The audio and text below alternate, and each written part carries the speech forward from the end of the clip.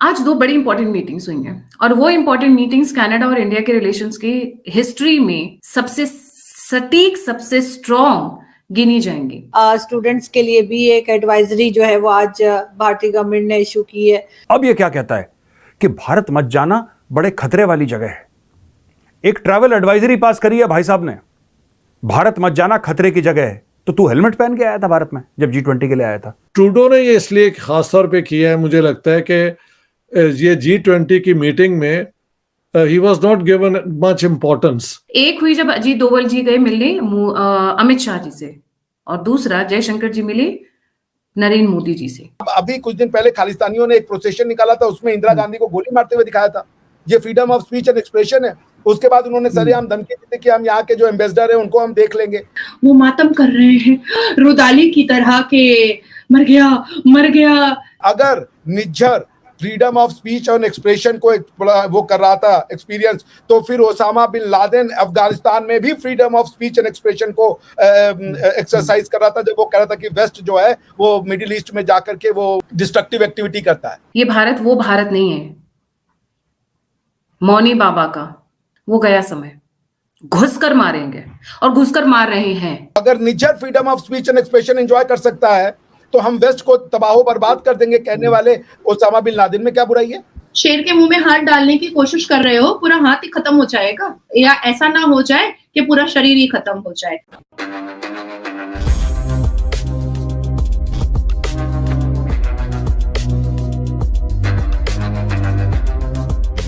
दोस्तों, अब इंडिया और कनाडा के बीच के रिलेशंस अपने हिस्ट्री के सबसे लोवेस्ट लेवल पर तो पहुंच चुके हैं, लेकिन अब भारत ने कनाडा को उसके भाषा में मुंहतोड़ जवाब देता हुआ जा रहा है। और इस सिलसिले में अब हमारे गवर्नमेंट के लीडर्स यानी कि हमारे प्रधानमंत्री मोदी जी और विदेश मंत्री जयशंकर जी के बीच में मुलाकात हुई, और इसके साथ साथ हमारे होम मिनिस्टर अमित शाह जी और हमारे national security adviser Ajit Doval sir के बीच में भी मुलाकात हुई, और दोनों ने खालिस्तान मैटर पर बातचीत की है। यानी कि अब भारत कनाडा और खालिस्तान को लेकर के एक बड़ा कदम लेने जा रहा है।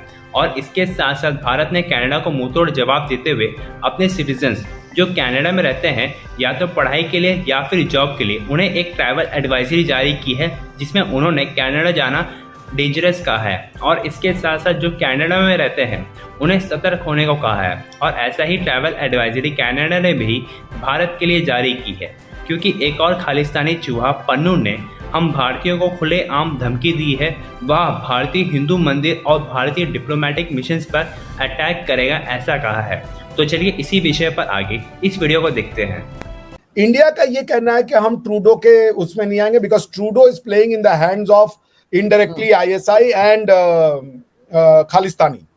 क्योंकि हम ये कह रहे हैं कि आप जब निज्जर ने एक हिंदू पंडित की हत्या करवाई, आप उसको पकड़ लेते।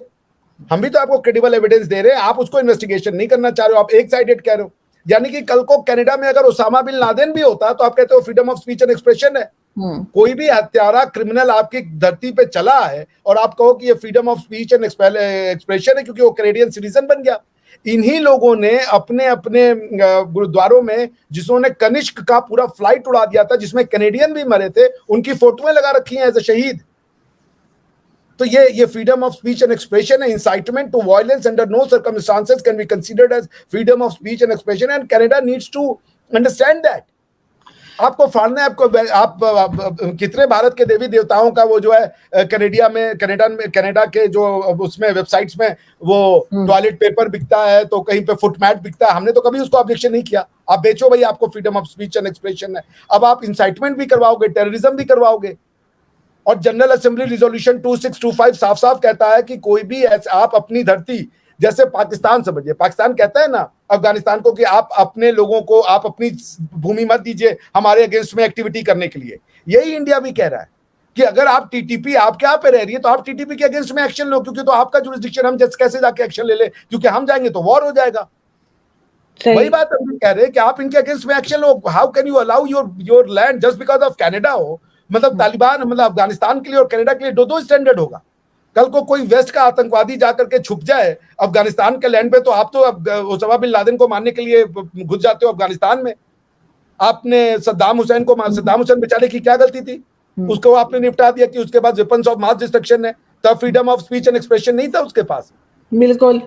लेकिन सर ये अगर हम देखें कि जो एडवाइजरी इस वक्त इंडियन गवर्नमेंट ने एक रिलीज की, उसको आप कैसे देख रहे हैं? क्योंकि उसमें कहा गया है कि जो भारतीय शहरी कनाडा में रह रहे हैं उनको एहतियात करने के लिए कहा गया है और बताया गया है कि वो खतरे में आ सकते हैं।